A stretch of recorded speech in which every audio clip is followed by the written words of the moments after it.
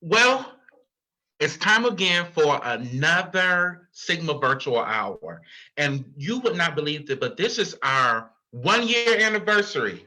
And so, what we have done is we have circled back around and we are doing a 1 year update. Last year, this time, we had our brother James Boyd, and we was talking about issues that were facing our community.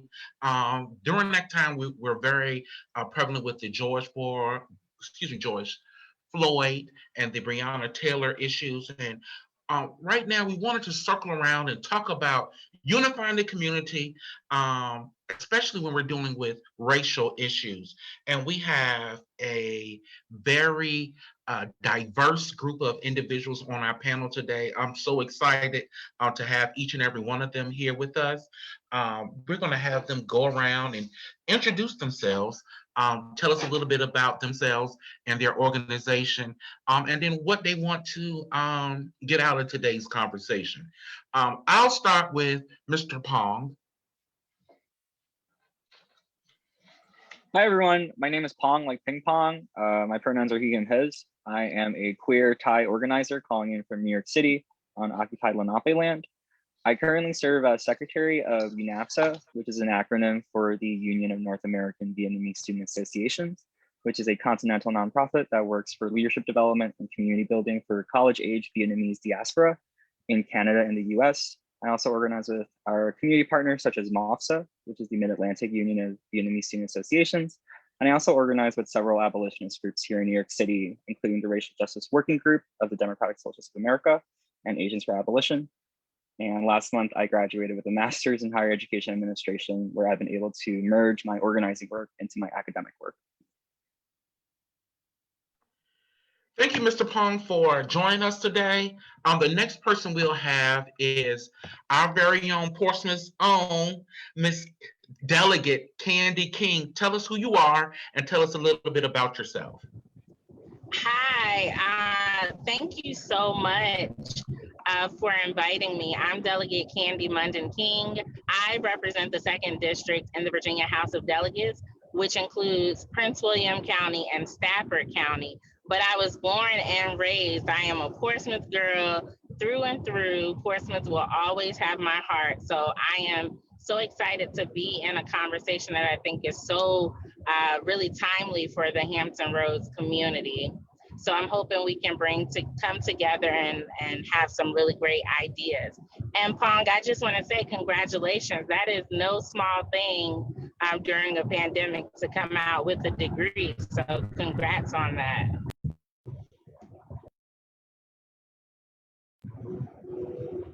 Thank you so much, Delegate Munden. Next, we'll go to Miss Trisha Orpila, and correct me if I pronounced it incorrectly. Just tell us a little bit about yourself, your organization, and what you plan to get out of this discussion today.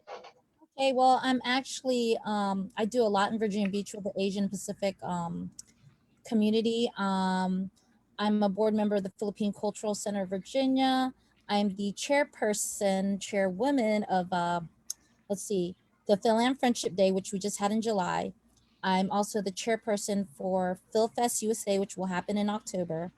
I'm currently working on my next festival, which is a Polynesian festival, which is in August. And I am the stand-in chairperson for the Asian Pacific group of Hampton Roads, which does the Asian Fest. And I have a Polynesian dance group that I head and several hip hop groups, a Filipino hip hop group based out of Virginia Beach called YFAM. And I teach in DC as well for Culture Shock DC. And I do several pageants within the Asian Pacific community. And I do a lot of those type of things. Now, did I pronounce your name correctly? Yes, you sure did. It's Orpia. Orpila. Okay, good. Got it. Last but not least, we have my friend, Mr. James Boyd from the NAACP. Mr. Boyd, thank you for coming back. You are our first guest last year, this time. And so we're circling back, and we are so honored that you decided to come back with us 1 year later. So tell us a little bit about yourself, your organization, and what you plan to get out of this discussion tonight. But Barry, first, I can't believe it's been a whole year. I got a little bit more gray in my beard this time from last year, but it's certainly good. I cut my gray out. I'm just letting mine rock, man. Just letting mine rock. It's gonna happen. So I'm glad to be on. My name is James Boyd. I'm president of the Porcelain branch of the NAACP. Been in that role now for about 7 years. And the NAACP stands for the National Association for the Advancement of Colored People, that was started in 1909 to eradicate race-based discrimination in all its forms. Its original intent was to fight against lynchings in America, but today it has expanded to a civil rights advocacy organization in which we, as I mentioned, try to stomp out racism in all its forms. I'm certainly excited to be a part of the discussion today. And what I hope we can get out of this dialogue is to start to have difficult conversations that lead to what Dr. King called the beloved community, where we can lay down the burden of hate and come together as one people. Certainly with differences, but certainly we can all come around our differences to try to make this world better for all people. So I'm glad to be a part of the dialogue. Thanks, Barry, for having me. 1 year later, I can't believe it still. So let's stay with you, because 1 year later, we were going through some things during that time. How have things improved, and how have things not improved? What can we do to make things better? You remember that time we were marching. There were a lot of the Confederate. Matter of fact, I'm here my office is literally right here across the street from the Confederate. Literally, I'm on Court Street now, Right. And so the Confederate statue was up. How have things improved, or how have these gotten better, or how can we do to make things better? Yeah, in the words of one of our elders in Portsmouth, Reverend Dr. Whitaker, he always reminds me, he says, "Brother Boyd, the Pettus Bridge still remains." And I wish I could report to everybody that, racism is eradicated, that America is more free and just for all people, but unfortunately that's not the case. But that the moral arc of the universe is long. It does bend towards justice, but certainly it is long. So as you know, Barry, we've been working real hard in Portsmouth to bring light and attention to the suffrage of people in our communities. As you said, a year ago, it was challenging with what was going on with George Floyd and Breonna Taylor. And still those battles still exist today, and are still raging in Portsmouth and throughout the country. Certainly we've still been on the battlefield marching, and not just marching, but marching in the streets, but also marching in boardrooms and policy rooms and General Assembly rooms. But certainly we're still in the fight. The fight still goes on. Progress has been made in areas, certainly. Even in Portsmouth, as you mentioned, the Confederate monument that used to shadow downtown, they used to cast a shadow downtown, is no more. But still there's institutional racism that still abounds. There is prejudice and poverty and bigotry and racism that still abounds. So the work goes on, but we're still as committed as ever to fighting it. Thank you, Brother Boyd. Ms. Orpila, as someone from your perspective community, Brother Josh wrote this question: how has these recent times affected your outlook on the safety of yourself, your family, and your community? Well, I was fortunate enough, everything was crazy, last year, especially like February, March, and then like with the riots that happened, at the oceanfront and everything. I was lucky enough to be put on a panel that was called The Voices of Virginia. That was, I guess the idea was concepted from, there was a guy named Joshua Banks, and he's a fitness instructor, radiology tech here in Virginia. Yes, I know him. Yes. So he got us all together, different people from different communities, and it was really great to see different inputs from everybody. We got to go to the what is it called, that new theater down at Town Center. Was it the Z Theater or whatever? And we did an actual recording and taping of the show. and we had other members from different communities, like I said, and we just got together and we got to have a great dialogue about things we could work on, improve on, what we were concerned about. And I mean, a lot of it was just trying to like, listen to each other first, and then say what you had to say next, so we can find out what the problem could be, so we can find a solution for, whatever the issues were. A lot of it is everybody has the same concerns and the same fears. We just don't know how to communicate it to each other in a nice, respective way, so that we understand each other, because everybody's from different I guess parts of life, and the way that we communicate might not be the same, or the way that we understand things, especially if there's like a language barrier, especially with different types of races. Some people are like second or third generation and not from this area. So, and a lot of times it's just that people don't understand each other or their culture. And it doesn't even have to really mean like if they were from another country. It's just like if you're born more out in the city, and then if you were in the country, you just do the things differently. So you just got to come to a middle ground and kind of understand each other. There's a lot of dialogue about that, trying to understand each other. But Let's further expound upon that. How can we bridge the gap between the Asian community and African American community? I think that there is definitely a gap between those communities. However, we have a lot of things in common, but there yes, still seems a gap between the two. And so I wanted to hear from you, and also anyone else that wants to chime in. How can we bridge that gap? I mean, like you said, though, that's kind of hard to say, because with me, I do have a lot of friends that are African American. I have a dance group, right?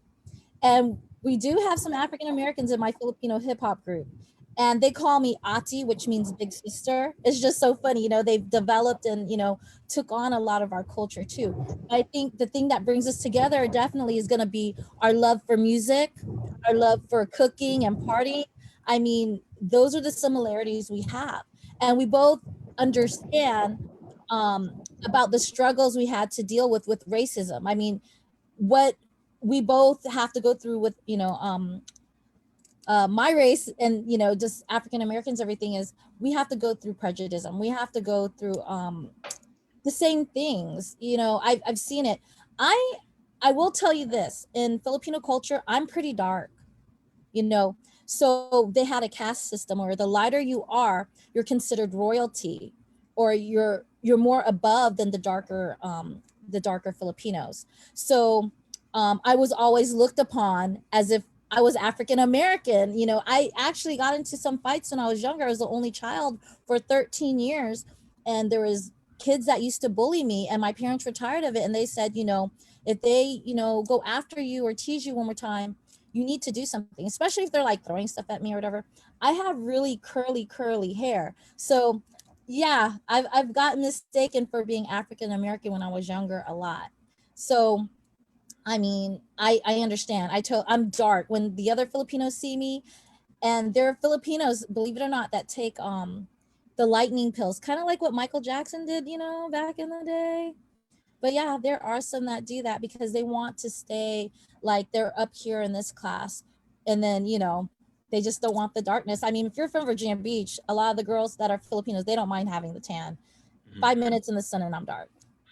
Now, I've seen some, from what my understanding is, sometimes with the culture, they'll walk around with the umbrella over there in the They're summer. scared to get dark, and they don't Okay. want to get dark. Because like for me, it takes me like less than 5 minutes and I'm darkness. See, if you Okay. see my son, he is, yeah. Yeah.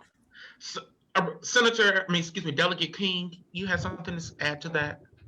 Yeah, I just wanted to add on. I think the way we move towards becoming more united or unifying or resolving some of the rifts, whether they're perceived or real, in our community is recognizing that most of these things come from historically policy that was driven by white supremacy. You look at housing, you look at scarcity of resources, you look at the myth of the model minority, which has been placed on many people of Asian descent, as though, it creates this divide. And as we know in this country, that was intentional. Mm-hmm. So we have to acknowledge that history and begin to heal the wounds. of that, the fact that there was a time in this country, and still in this country, where African Americans could not get loans to start businesses in their own communities, but other people of other background, other immigrant communities were able to come into the community. And it wasn't an entirely negative experience. Of course, there are some anecdotal things, but we have to recognize that we were pitted against each other, and neither one of our communities benefit from us continuing that. We benefit from joining together and recognizing that we have to change. Understand that there is no model minority, that Asian communities suffer from illiteracy rates, suffer from scarcity of housing, and the same issues that many communities suffer from. So recognize that we're being pit against each other, and then realize we have more in common, and work together towards fighting our common enemy, which is policies driven by white supremacy. Brother Pong has he raised his hand. I think he has some addition to add to that. Yeah. So a few months ago, as like the anti-Asian violence was like escalating more and more often, what I and like my comrades saw was a lot of the media narratives were like depictions of like Black people being incredibly violent against Asian people, when we know that's just certainly not true. There was one study, it was like white men that were like engaging in most of the violence. And so what me and my peers did was we held a panel with Asian organizers, and there was one Blasian organizer, and we just held a discussion to really combat those like harmful conservative media narratives that were pitting us against each other. I also just want to say that I think organizations that are like multi-ethnic and multiracial are out there, that are pushing for change, that are creating the world that we want to see. And coalitions have been formed and are still being formed as more and more grassroots groups and even nonprofit organizations, student leadership groups are recognizing that we have to really dismantle these systems and identify what the root causes of these harms and violences are. And the legitimacy of communities coming together to prevent and respond to violence outside of these institutions as well. So, Brother Pong, with you and being higher education and leadership, what can we do for with engaging college students and them having more of a voice? What can they do in addition to just protesting? What can they do far as adding to the racial harmony, to addressing the diversity issues that are going on our college campuses, but not just college campuses, just across the nation? Yeah, sure thing. So firstly, I think awareness is literally the bare minimum. I realized it last year when I saw like some of my friends and like folks in my community and my like social media networks just participating in like posting up the Black squares, donating to some bail funds and some funeral GoFundMes here and there, and maybe attending a couple marches, but then that was it, right? So what I observed was some of that just fizzled away.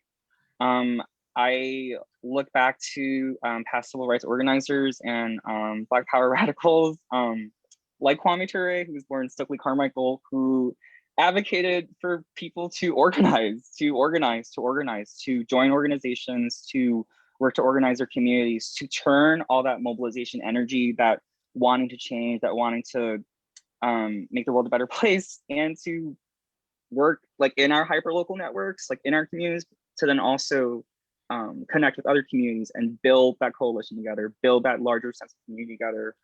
I think a mass political education effort is needed to identify the histories that Delegate King was talking about just now, right? The policies that were informed and are still being informed by white supremacy that we're still seeing to this day. I see it in New York City over the past year on where money is being dedicated towards, and it's just really harmful and racist. Delegate King, so as a state legislature, what are you doing, and what is going on in the state of Virginia, but across the country, that is going to eradicate bias in ordinances, laws, statutes throughout the state of Virginia, and what can we do to be involved in that process?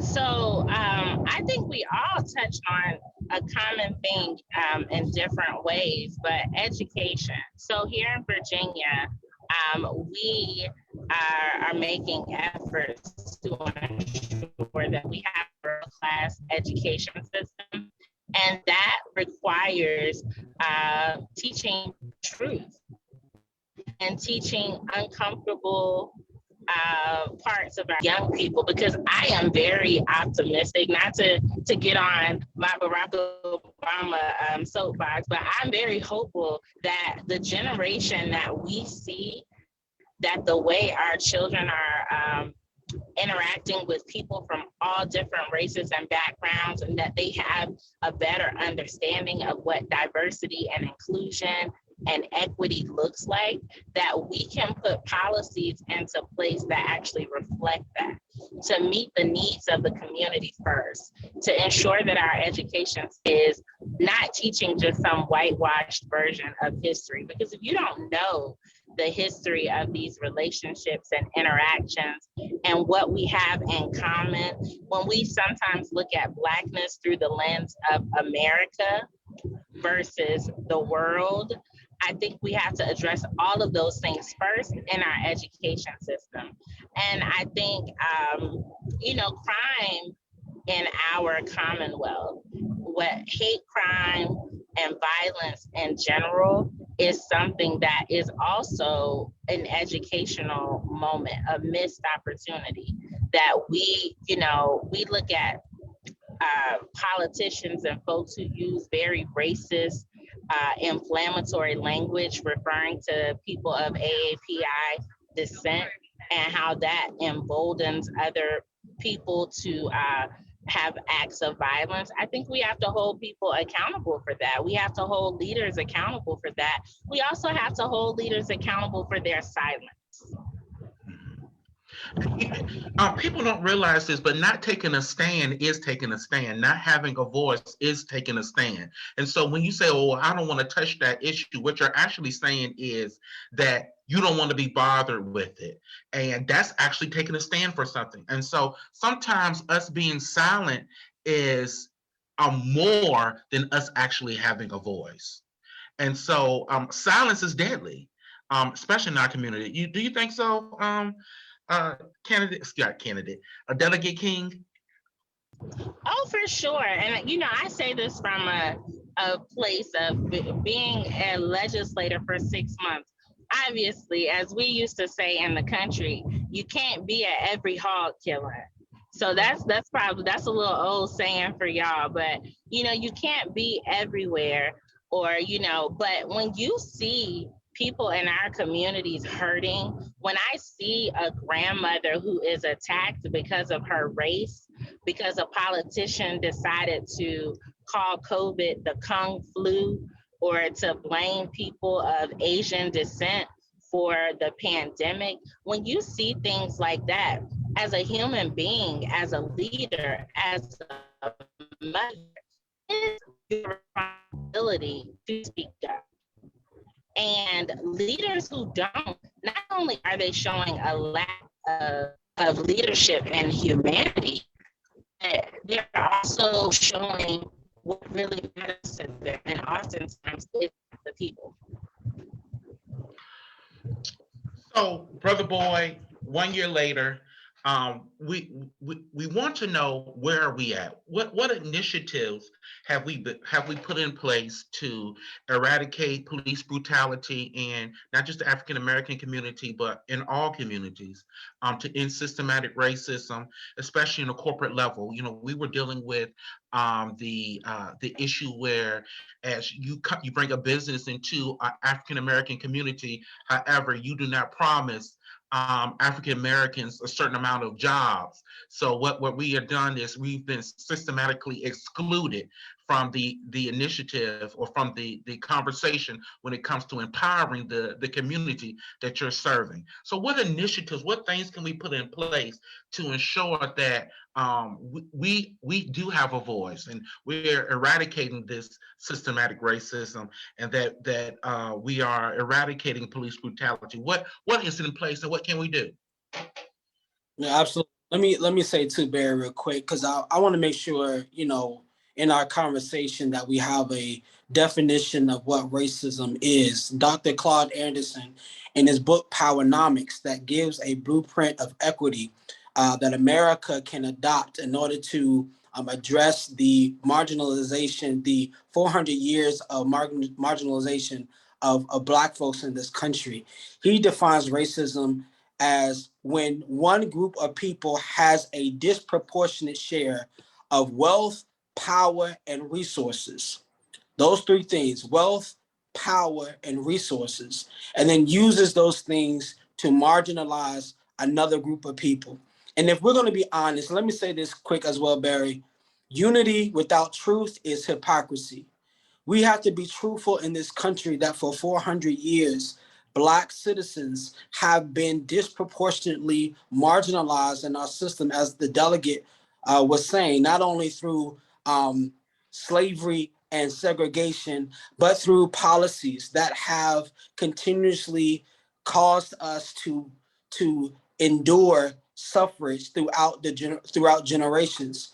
We're dealing with it now. Black people have been the victims of severe lack of investment socially, economically, educationally, that have driven us into conditions that we continue to suffer with. Even here in Portsmouth, where we're seeing this rise in gun violence, we believe that that is a direct correlation between when people have fewer options than other people and are resorting to violence. But I would say this quickly, Barry. I think what we have to do is we have to not only have structures of accountability, but we have to intentionally be focused on equity and equity stakes. I often get kind of angry when I hear things like things, people who are in positions of power talking about, oh, well, we need to make things more equitable and fair. But yet when it comes to the policy, when it comes to the vote, and this is not relative to one party or another, but when it comes to the votes, and when it comes to appropriation bills, when it comes to other things that could directly go to the Black community who has been marginalized and disparaged, those things are always absent. We always have the things of, oh, well, let's do the all, you know, we're going to rise all boats. And then when we rise all boats, the Black community will be a part of that. No, we need appropriation bills that directly target Black suffering, period. We need bills that directly target poverty in the Black community, period. We need appropriation bills and legislation that goes directly to the issues that are in the Black community. And then here's the thing, our friends in other communities, whether it be Asian, Latino, or the LGBTQ community, we need you guys to come around and support that. I heard Brother Pond talking about the things that were going on in the Asian community regarding hate. And I definitely sympathize with that. But unfortunately, in this country, Black citizens and Black families have been dealing with that for years, and it has got almost zero attention. Thankfully, because of technology, now what we see, even with police violence, now everybody has a camera where they can turn it on and America can see. But how many Breonna Taylors are out there that we never will know about? How many of the George Floyds out there that we will never know about, because America has never recognized Black suffrage as on the universal scale, period. And so I want to take this opportunity to say we have to come together around truth, to say, hey, listen, what Black families, what Black citizens, the ancestry of Black people in America, there is no equivalent. We have to sit and we have to address it. We have to put a mirror in front of America and say, you must address this through equity, because these people have disproportionately suffered, and we want to come around and rally behind that. If we can't have that type of coming together, then the unity is only hypocrisy. So I think we need to have levels of accountability, but we need to have intentional acts of equity that the delegate was talking about that addresses suffrage, especially in the Black community in America. I've got to ask this question. What do you say to the individual, especially the person in our own community, that states that crime is not a result of socioeconomic racism within the United States? What do you have to say to that? I think that it is a part of a racist narrative, a bigoted narrative that says Black people just kill Black people just because. That is, not only is it not even scholarly, it is ignorant of data. If you look at data, there is a 1-to-1 correlation between poverty and crime. I mean, anybody, if you look at the data and statistics, you will see that.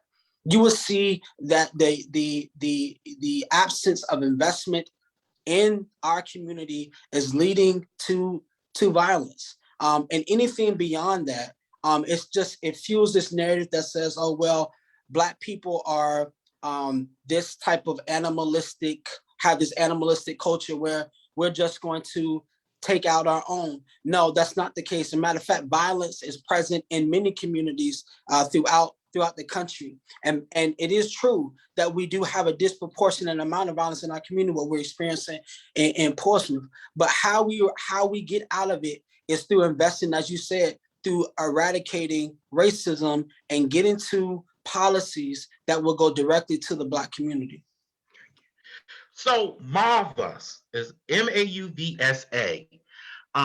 Could you please tell us, like, what does that mean? I've been doing some research on it, but can you please tell us what does that mean, and what are your missions, what are your goals, and how can individuals who don't know a little bit about it can be a part of it to assist in those missions and goals?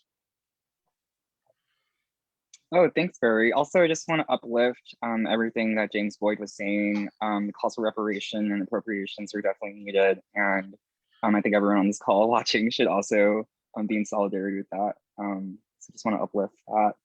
But yeah, thanks for this question, Barry.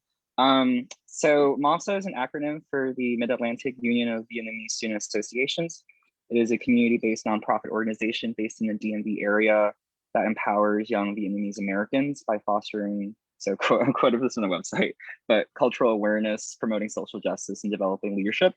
And that network spans to the DMV adjacent areas as well, such as Delaware and North Carolina. Personally speaking, I volunteered with Mauvsa on and off for the past 5 or so years. They show me what student organizing looks like. What does it mean to like come together and like create these like big leadership conferences and events, and host like cultural celebrations about Vietnamese culture and other API cultures. So the demographic tends to be 18 and 25-year-olds, college educated students with like college education. And there's also an alumni network for post-undergrad, similar to like other frat and sororities. And I can't speak for their board or other senior leadership for the org, but generally events such as the Student Leadership Conference and their leadership camp, which I'll be talking about like transformative justice in a few weeks, are open to the public. And pre-pandemic, the org would see those outside of the DMV area just travel to Mauvsa events. Yeah. So as a member of the Asian community, Mr. Pong and Ms. Orpila, what are the issues that are going on within the community that many individuals that are not within the community know about? Could you address those issues, and how can we assist in eradicating those issues within your community? Either one of you. Sure. Since I went, would you like to go first? Or would you like me to go first? As far as like issues, I mean, other than the ones that we were seeing like on the West Coast, you know, when the elderly were getting, you know, abused randomly, different attacks, or getting punched in the face. Those are the only things I know here. A lot of the elders, especially the ones that I deal with at the Philippine Cultural Center and with Apaho, our Asian Pacific community, they pretty much stay at home. They're now just, you know, with the vaccine and everything, they're just now starting to go out and about and venturing out, but everyone's always still scared about the same thing that's going to happen to them, and it's just something that they've always been talking about. And of course, the younger generation, they're not going to let that stand. So if they know if that's going to happen to their auntie or their uncle, they're going to, you know, support them and fight back for them. But that's like the only real issue right now that we've been having, you know. Through the years, a lot of it was the racism. When I was younger, um I don't want to let you guys know how old I am, but like around the early 80s when I was starting school, you know, they did not want me to speak my you know, my Filipino language, Tagalog, at all. I understood pretty well because my grandmother and my aunts and uncles lived with us at the time, but my parents were very scared that I would be outcasted and would have to go to ESL classes. So I lost that, but I can understand pretty well now. You know, if somebody was to talk to me in my language, I can just answer them back in English.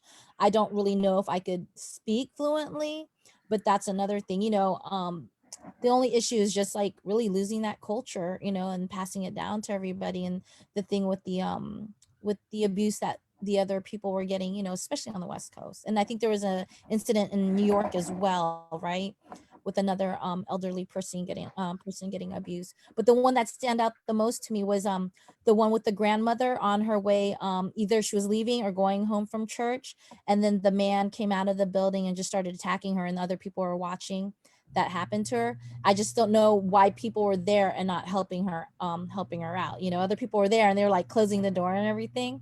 But, you know, I know if I was there, I would do something, whether it wouldn't matter who it was. If somebody was getting hurt, I'd try to help out, or at least try to get somebody, like, you know, maybe call 911, anybody to help, you know, in that situation. Yeah, thanks, Trisha. I think for me, I'm gonna expand it a little more into state violence, kind of like what James was talking about earlier, that violence is like omnipresent everywhere in all of our communities. But firstly, I just want to break that question a little bit and say like communities instead of the Asian community, as the needs of every Asian ethnic group are different. And there are differences and nuances and needs of every Asian ethnic group across generations, across geographic locations, like where they're based, their own national identities. So for example, I work with Asian Americans and Asian Canadians, and they have different needs as well. Citizenship status, their classes, gender, and also migration histories and refugee histories as well. Particularly, one big issue that I've observed is ICE detentions and deportations. There are numerous Southeast Asian refugees who have been criminalized, who have been incarcerated, and in some cases deported back into countries that are new to them, that they've left, and they had to flee due to problems stemming from US imperialism and military intervention. And so there have been several like ground the plane initiatives, free them all campaigns to release people from like prisons, from ICE detention, gubernatorial pardons from like governors to release these incarcerated community members. And all of this is part of a larger imperialism to deportation pipeline, or as another one of my comrades calls the disposability pipeline. So the way I see of this is an extension of the school to prison pipeline, where Black and brown children are in schools that are policed, underfunded, and in neighborhoods that lack resources, and put into these very precarious and uncertain situations, right? And are criminalized and then incarcerated. And then when they're either locked in a cage for an indefinite amount of time and released and have a difficult time re-entering society that looks down on incarcerated people. And so the disposability pipeline isn't one where the United States wages war or intervenes or exacerbates our current like nation going through violence, and then presenting itself as a savior to both the reactionary and conservative forces and just like neutral peoples caught in like the crossfire, and then resettling them into these already like policed, underfunded, under-resourced communities to go through that school to prison pipeline and then put into the hands of ICE to be deported. So that's something that's really sinister that hasn't really been covered in all this talk about like Asian hate crimes. I really hate it. And so, yeah, that's just like one really big thing that more people need to know about. I think something that really affects the Black and brown community is that prison pipeline. And it's something that I think Delegate King has talked about was education, and how the education is so important to ensure that we eradicate that prison pipeline. But what else can we do? What else can be done within our own communities and also within the legislature to eradicate that prison pipeline, especially with people that look like us? Because you can say whatever you want, Brother Boy, and Brother Boy talked about this, but there definitely is some socioeconomic bias within the Black and Brown community when it comes to racism. And so the question is, how can we eradicate it? What can we do within our communities to make this better? And that's anybody. So I'll just add from the legislature perspective, because, well, I'll say this, there is work to be done within the community, but the community didn't create these problems. Okay. Policy created these problems. And years, hundreds of years of racist policy intentionally created the preschool to prison pipeline and created many of the problems. So I believe as a policymaker, it's incumbent upon us to fix it. And I think in Virginia, a huge problem is the lack of preschool, of early education. We have the haves and the have-nots. Parents who can afford $25,000, $30,000 per year for preschool, their children get off to a great start. These are the same parents who can afford the high college tuition here in Virginia. So you have a lack of education, access to education, you have a lack of access to jobs, and then you have the over discipline of Black and Brown children. So as a legislature, I strongly believe that we should be funding universal pre-K, early learning. We know the earlier, the better. High quality early learning changes children's trajectory in life. I think we have to reduce our tuition and fees and make college more affordable. I am very proud this year we passed the G3 program, which provides tuition-free community college opportunities, but I think that's just a start. We know that for Black and Brown children, a college education is one of the best indicators for them, their socioeconomic status. So we have to address that. So I think those two things are a start, but there's so much more that the legislature needs to be doing to disrupt that pipeline and also invest in our community. I think Mr. Boyd said earlier about appropriating and funding. We need more investment in the community of wraparound services to fund those partners that are doing the important work, but they shouldn't have to do it alone. Is anyone else that can add to that?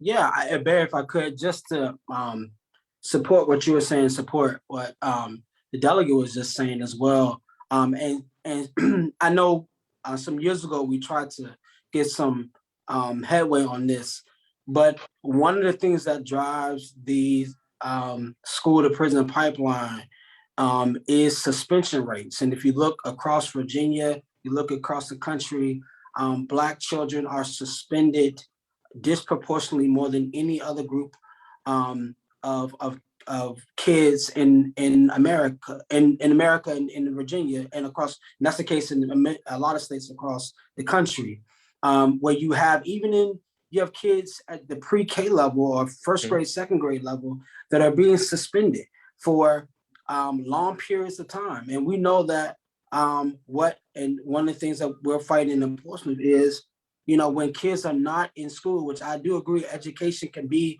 the great equalizer. But what we're seeing when our kids are not in school and are suspended for nonviolent offenses over and over and over again, in which they shouldn't be, we have where there are results to other things that fuel them into the legal system. So I think that's one of the things too that we can continue to look at is the alarming disproportionality of suspension rates when it comes to Black children in Virginia and across the country. Like anyone I'd like to add to that? Yeah, I would like to, so everything that was just talked about, it makes me think about the ways that we've ingrained and like internalized like punishment as like the primary ways that we solve our problems. I advocate amongst my student groups that we actually like to move away from that and do something that is like restorative and transformative, that's reparative and healing. And try not to absorb the way that policing just extends just beyond the institution. What you said just now about suspensions it sounds like broken windows policing that was like started in the 90s, right? Where like these small like mistakes and then kids are just like harmed and suspended or in detention for these really like things that just need like a quick talking to, like doesn't need punishment. So yeah. We do have a question from Facebook. It says, do you believe that the lack of proper education, wealth building, and the true opportunities available could be a reason how minority groups are continuously being fooled and taken advantage of? Does anyone want to answer that question? I'm happy to take that question. I love I love that the person mentions wealth building. I think wealth building is key. There was a study last year that showed that African American graduates, college graduates, were falling into economic status that was lower than their parents before them. And a lot of that was due to student debt. I think part of that wealth building is teaching our young people that they can build their own. That if you see a problem, you have the skills, the knowledge, and the ability to create a solution, monetize it, and build your own businesses. Entrepreneurship is something that I think we haven't talked about enough in our education system. So I'm glad the person mentioned that. I think wealth building is key.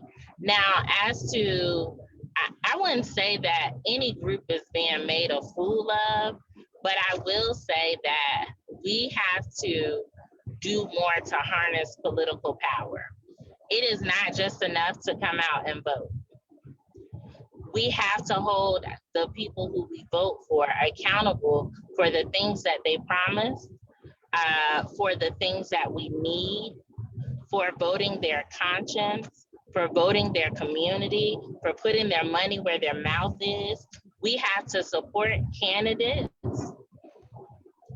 who believe in the things that we believe in. So I think that political power and two key drivers for really having some sustainable progress on some of the issues in our community. This question is for Ms. Orpelia and Delegate King. Brother Josh wrote this question. He states, did you guys know that back during the American-Filipino War, when the United States was attempting to gain control of the Philippines, there were Buffalo soldiers dispatched to aid the U.S.? Furthermore, did you know that the Buffalo soldiers saw and fully understood the Filipinos' plight and decided to switch sides and fight with the Filipino rebels to fight, lead, and later successfully help the independence become fruition? What are your thoughts on this, and what can be done to bring this sense of unification back to both our communities? Is it okay if I go with this one?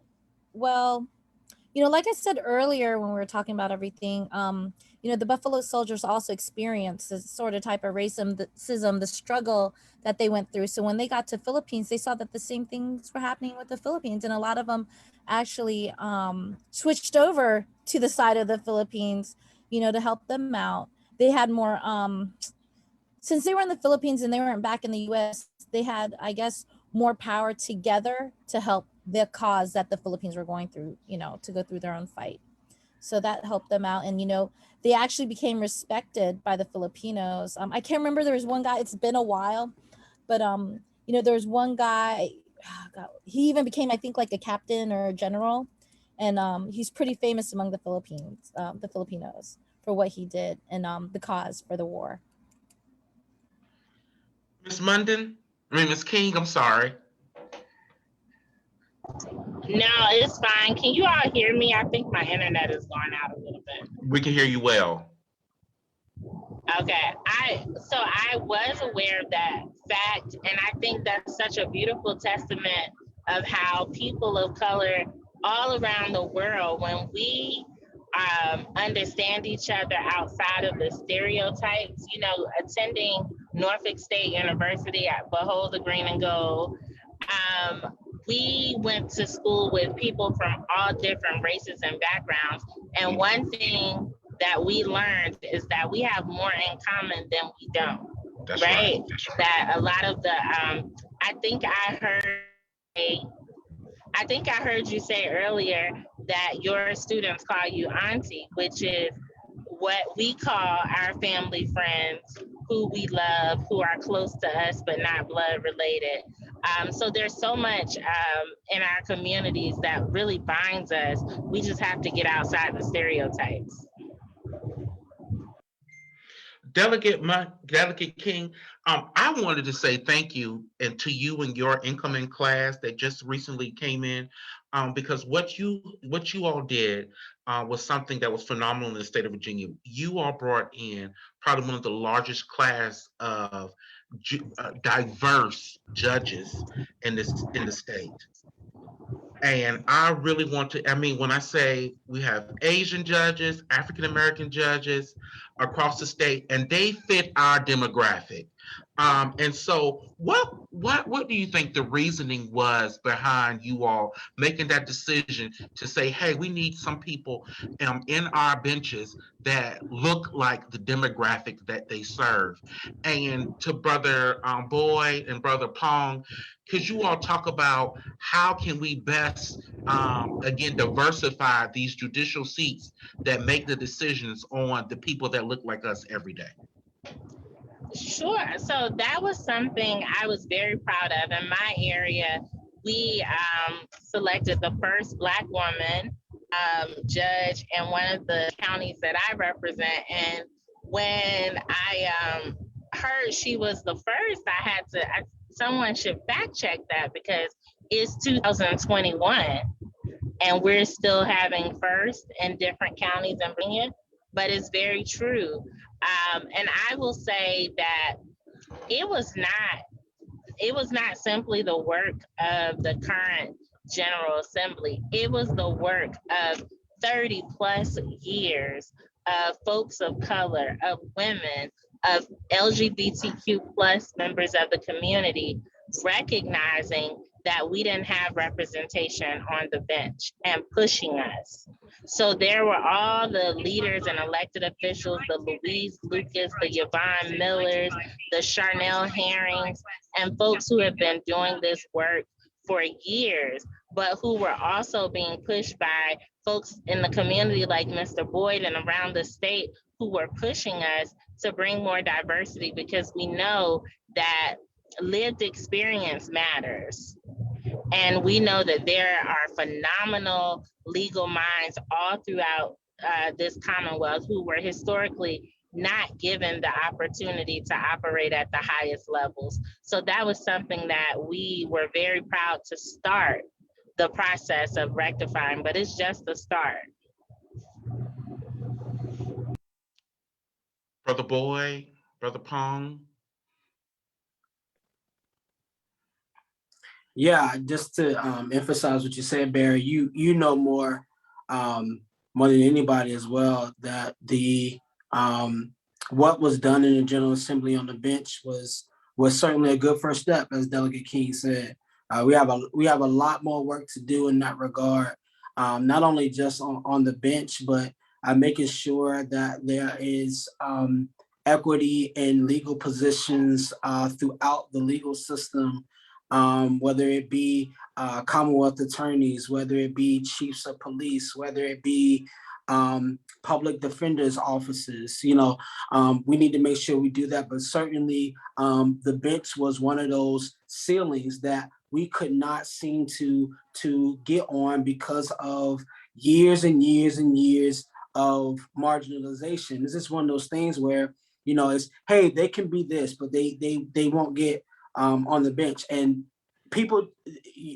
a judge is a very powerful person when it comes to civil rights and when it comes to discrimination and the suffrage of our people in the legal system. So, right, to have diversity, not only diversity in terms of color of skin, but diversity in experience and thought and background is vitally important. So certainly, as the delegate said, this is the first step, but we have a lot more work to do.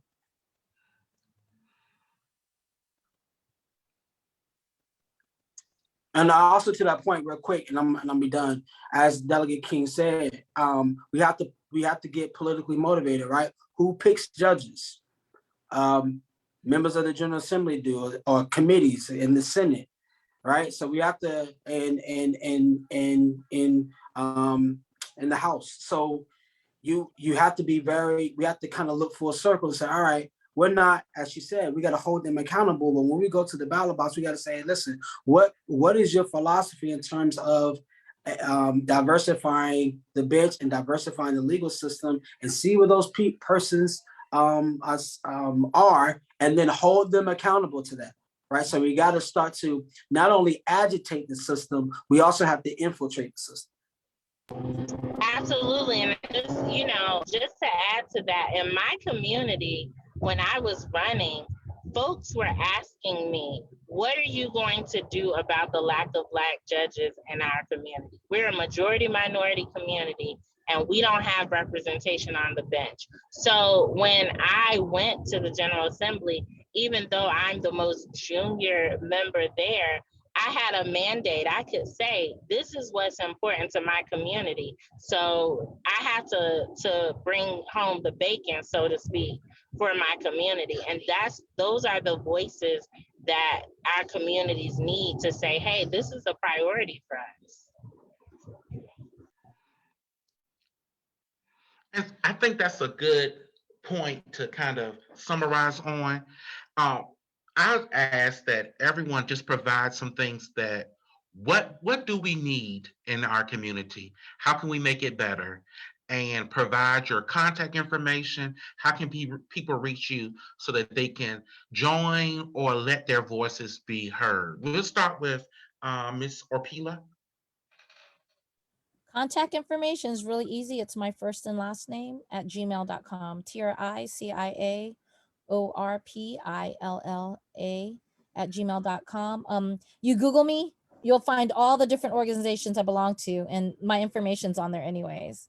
Okay, shoot, I hear you say Google me. Don't even worry about anything else. Just Google me. Okay, all right. I was like, all right. Yep, you'll find me. So tell us one thing that pulls at your heartstrings that you want the world to know. If anybody could hear something from your heart today. I just want everybody to get along and listen to each other. Sometimes, everything's taken out of context when you're texting or writing stuff down. Talking is so much better. Dialogue is so much better, because then you get to see how somebody's feeling, what they're trying to tell you. It's all in the voice. It's better in person. Let's just talk in person. I can't do none of that writing stuff and texting stuff. So that means that you're going to work together with us to establish a panel discussion on Asian and African American relations in the near future. Is that correct? Sure, if you say so. Okay, I look forward to that. Brother Pong, tell us, how can we reach you, and something that you want to leave us with?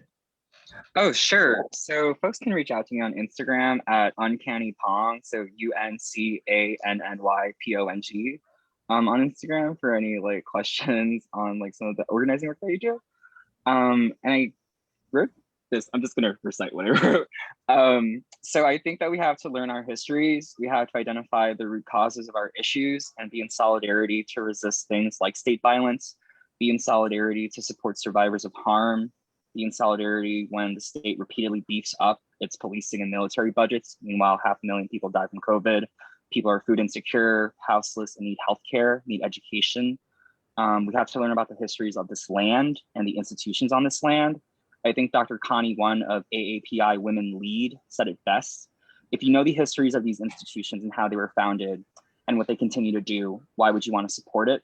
And posing those questions to people who haven't yet been able to draw the connections in players in the prison industrial complex, in the medical industrial complex, in the nonprofit industrial complex, and empire, period. Thank you so much, Brother Boy. Tell us how they can be. Look, Aunt Pat hit me up today for my dues, so you gotta That's let right. us know. That's right. So That's right. And we will know. take all due money. You can join the NAACP for $30. Some of y'all spend that in the store in 5 minutes. So you certainly can do it. But to reach us, so to reach me, you can email naacp@porcelain@gmail.com, and definitely we can get you connected. Again, Barry, thank you so much for having me today, and I appreciate the conversation that we had. Real briefly, I always have to leave with some kind of quote from Dr. King, but it fits best in this context. He said that an individual has not begun to live until they can rise above the narrow confines of their own individualistic concerns and turn towards the broader concerns of humanity. I think if I could leave something is, I hope that everybody that's listening to us now can take a moment to sacrifice beyond your own concerns and turn to the concerns of our brothers and sisters who are in the community who suffer every single day. I hope that we collectively can use our voices to send a message to America, to the political entities across our cities, our states, and across this nation, to hear the suffrage of our people, to not only hear it, but to address it. I hope that we can collectively come together to rally, to organize, to activate, to build our communities, to build our future generations. And, I always say this throughout our city, if you wish to change the world, you don't have to start with the world, just start with your neighbor, right? And I think if we can just start with our neighbor and we can create ripples that turn into currents for change, we certainly can address the suffrage of our people and people in general in this country and in this world. Thank you, Mr. Boyd. And finally, Delegate King. Thank you. Thank y'all so much. This has been such a great conversation. And I would just leave you all with this. Take care of yourself. The work of undoing racism, the work of fighting for equity, the work of fighting for systemic change, it can be exhausting. So take care of yourself. Take a break, but don't quit. And support candidates who are going to fight for you. And if you can't find a candidate who will fight for you, then look in the mirror and run yourself. Wow. So thank y'all so much. This has been a really great conversation. And my website and contact information is in the chat. And don't go on her personal Facebook page. Go on her Delegate Facebook page, because you ain't playing that. Because listen, if I don't have your phone number to call you and tell you that your page has been hacked, then we can't be personal Facebook friends, okay? You gotta go to the Delegate page. Listen, I want to thank you all for being a part of this conversation tonight. It's been amazing. You would not believe that we've been on the line for over an hour and 5 minutes, but this conversation is much needed. I plan on doing this again. Hopefully we'll do it in person and we can all come together and we can share in conversation, but maybe have a Filipino and African-American buffet. I'll be first in line because I'm the host. Some lumpia, some rice. Exactly. So I look forward to that very, very soon. I want to thank Brother Josh for assisting in bringing on our panelists. He was on at one time. I don't know if he's still on, but if he is, he can come on and wave and say hello. I appreciate his assistance in getting this done. He came up with many of these questions. He made my job so much easier. Also want to let you all know that the Beta Sigma chapter is having a auction, a silent auction this weekend. Make sure that you participate. It directly benefits the Beta Sigma Foundation, which assists the Sigma Beta Club of our chapter. I just wanted to say that this has been an amazing year. We have learned so much, whether it was health and fitness, social action, how to invest, entrepreneurship. I mean, this has just been amazing. But this is my last time hosting Virtual Hour. It's been a great year, but it's time for me to pass on the torch. And so Brother Easley will be taking on the responsibility of handling the Virtual Hour. I know that he's going to do an amazing job taking this way beyond what we can imagine. And so he's already have something planned. He's going to be talking about human sex trafficking in the month of August. He has so many great ideas, and I'm just so excited that something that was birthed with me has done so well, and I can see it continually doing well for years to come. I want to thank all of the supporters, all of the chapter for tuning in over the year on these Monday nights. And I appreciate all of your assistance in getting things done. You all just don't know how much it means to me. But I so look forward to next month and years to come. Now, I'll be in the background assisting Brother Easley, but I'm excited about this new venture that's going to be taking place. Listen, if you all need anything, I'm Barry Dowdy. I'm always will be here for you. You can reach me at barrydowdy04@gmail.com, or you can reach me on Instagram or Facebook or wherever. I'm always available for you. Listen, this has been the Sigma Virtual Hour with the Brothers of Beta Sigma, and this is my last time signing off. Good night.